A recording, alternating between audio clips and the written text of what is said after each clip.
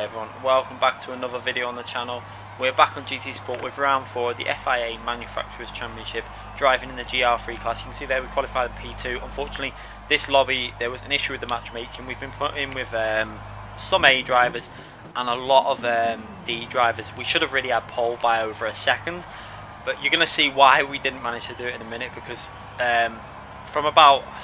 it's pretty much from about 8th onwards possibly. The lap times were about 6 to 10 to 15 seconds slower, and every time I got to the chicane, the really fast chicane at the end, there was cars just going through it at about in second gear or something, and the closing in speed was insane. You'll see it in the video sometimes, I think, the difference between the speed we were taking compared to some of these guys, and I just couldn't get a clean lap in. There was some sort of issue. It's nothing I can do about it, and I'm not going to complain too much about this issue, because there is obviously it can be complicated. I know that race in round 3 knocked our SR down to A.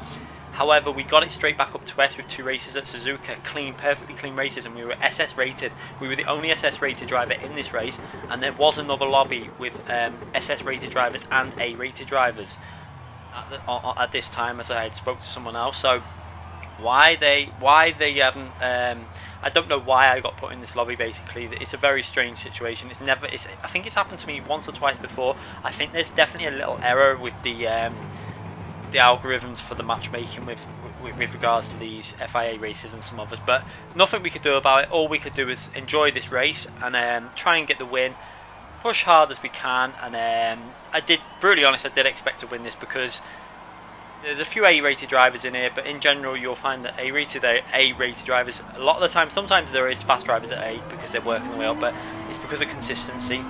And I did really expect to get the win. I knew I should have had pole by over a second, and you'll see that. You'll see the race pace in a minute. I think the fastest lap we did in the race was a lot faster than our qualifying lap. So starting straight away, the issue I had with this car was obviously the lack of speed down the straight. So I have to go a little bit defensive into turn 2 it is, but it's the first main proper corner. It's the RCF. I think it's the RCF behind us. Yeah, the Lexus RCF.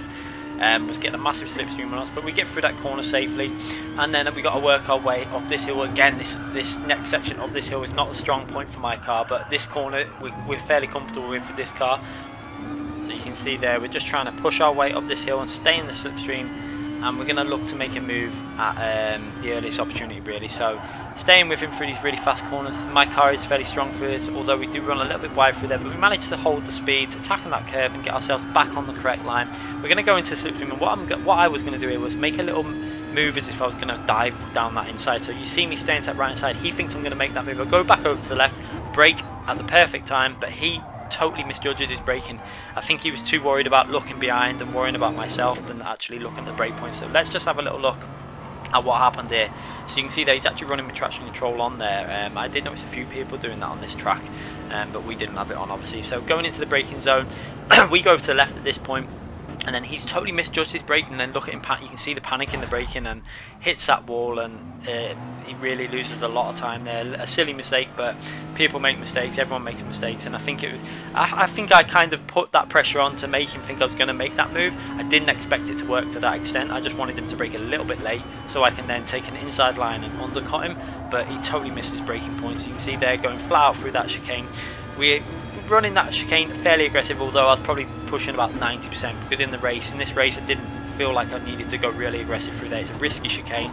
You don't want to take risks through that chicane if you don't need to. So we've now got the RCF behind us, the Lexus RCF GT3, which is a very fast car down the straight. So we've got to look in that mirror. You can see there, I can see him in the mirror. I can see he's going to have a little look on that inside. So what at this point, I can see going into this corner now, I've still got an advantage. So I'm just going to go into the corner like normal, but give him space down that right hand side in case he decides to make a move down that right hand side. But I'm going to brake fairly early, give myself the correct line into the corner, get out the corner fairly clean. We have a little moment of oversteer coming on the exit of that corner, but we managed to save it with some fairly fast reactions, and we managed to hold on to the lead. And we've actually built up about 7/10 lead there, going through these corners, and that's what I wanted to do, because once I start getting out of the real strong slipstream, I can start concentrating on building up a lead and pushing away. As you can see there, we've got that lead over a second now already, just from the next corner. We did it fairly okay, and then pushing through these corners I expect to gain even more, because my car is very strong through them corners. So we've managed to build that up again to about 1.2 seconds. So over the space of them corners, we built up half a second to the guy behind us. just from them corners. So again, we just got to concentrate. And one thing I will say about this corner is really, it's so important to brake early. Just after the 150 I like to brake, and then you can take a tighter line there, and what that enables you to then do is you've got less steering input when you're accelerating from that corner. If you go in really deep, you've then got to put more steering input when you want to put the acceleration down. So what that then causes is a knock-on effect of you putting the steering angle in, and your rear is going to start coming under a lot of strain, and it starts sliding out. You have to then release the accelerator a bit.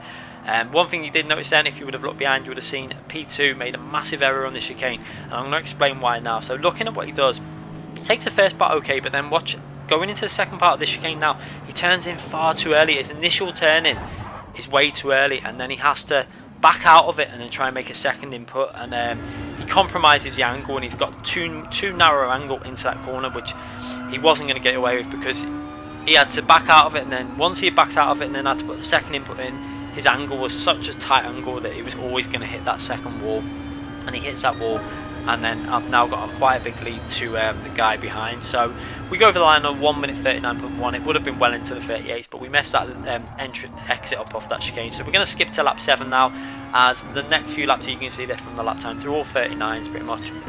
There was not much reason for me to just show you guys me just driving around the track on my own with nothing going on. So decided to just skip ahead to the pit stop phase. We're going to just bring the action in at this point. You can see we're still driving fairly nicely. We're not pushing 100% still, because at this phase of the race it's really important to know that your tyres are not in the best condition, especially for corners like this. You can see why I brake so early, and then just be careful on the inputs. You can see now I'm not putting much steering input in, and it gives you much better acceleration out of that corner, and it's just more stable, especially with the tyres wearing down now on that rear left.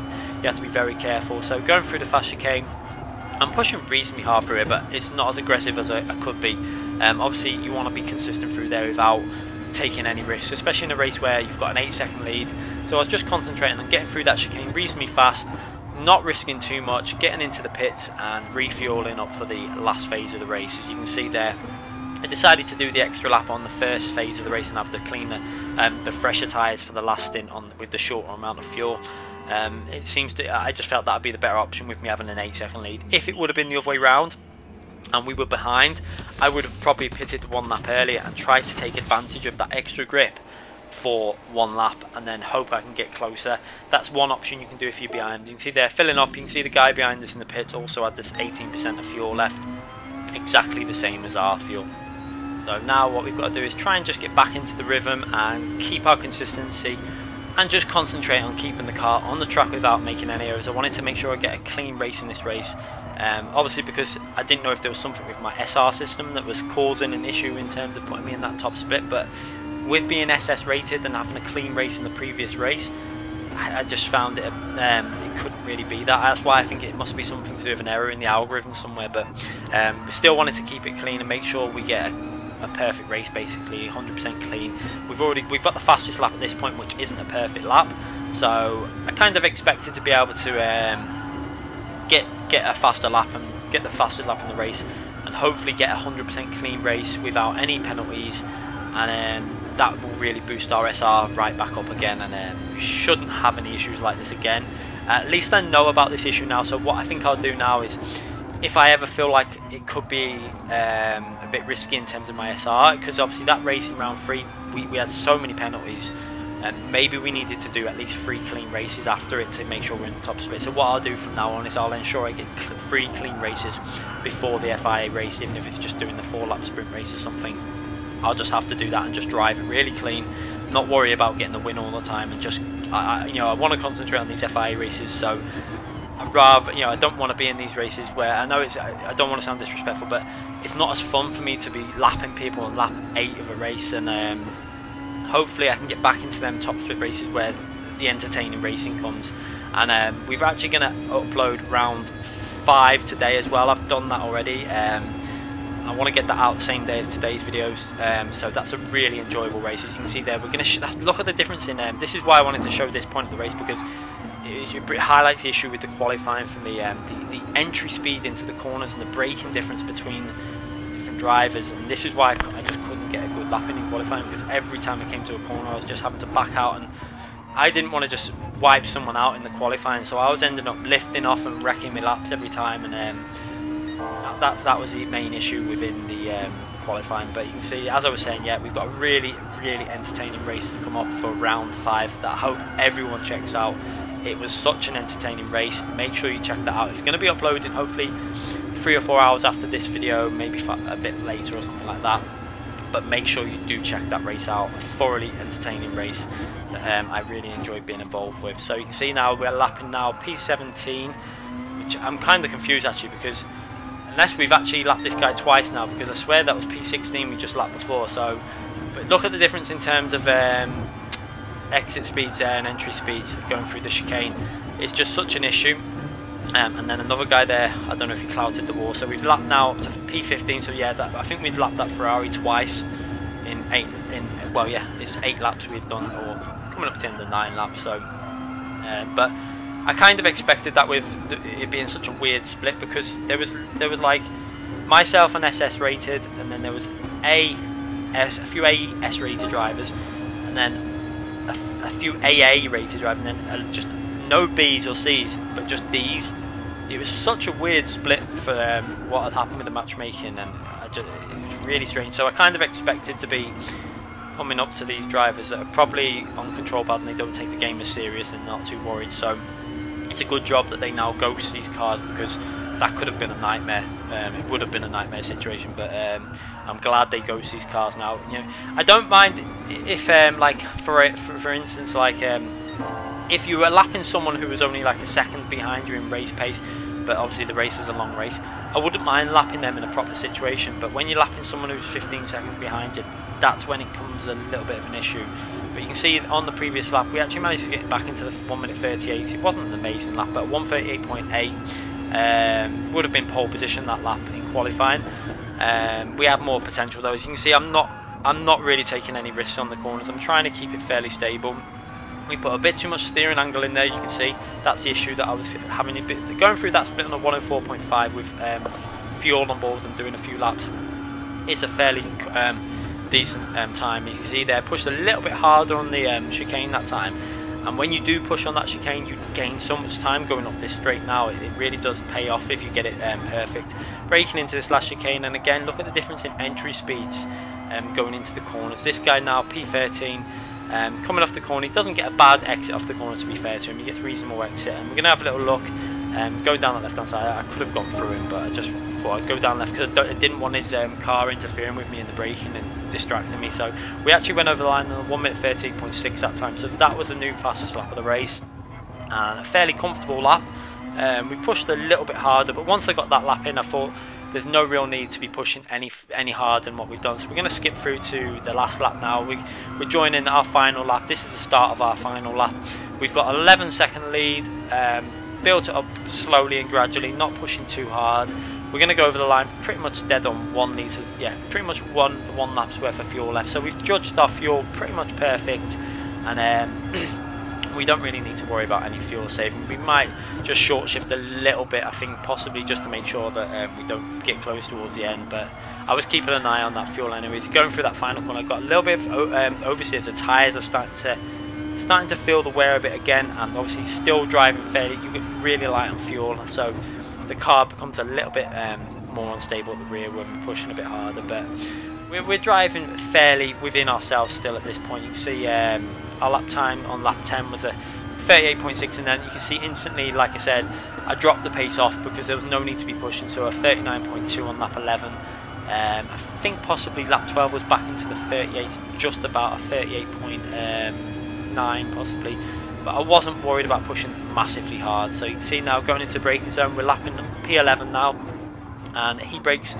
I don't know if he thought he had to get out of the way with there, but it was nice to see, to be fair. He looked like he went to turn in, but just got out of the way. So unless he thought it was someone overtaking him in the race, maybe he didn't realise it was a leader, but at least he got out of the way, but he didn't need to because he was ghosted. So going through this chicane, you can see they're pushing fairly hard for the last lap. Not as hard as what, again, I really had to. And we're 12 seconds in the lead now, and coming in to the final corner of this race.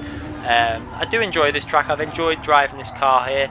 I just wish it would have been with a top split race to enjoy, because I think we had an okay car for it, although we had only practiced the track a few hours before this race, so now we know this track. At least if it's here again next time, we're prepared now. So we go over the line and we win by, I think it's 11-12 seconds, something like that. So a fairly comfortable race. We're going to be back with round 5 hopefully today, same day as we uploaded this. So make sure you check out round 5 because it is a really entertaining race, a really enjoyable race, and we actually win by 15 seconds. It looks like someone was struggling with their fuel. So make sure you check out the channel if you haven't already subscribed. Give the video a thumbs up if you've enjoyed the video, and we're going to be back with round 5 very soon. Thanks again for watching, everyone.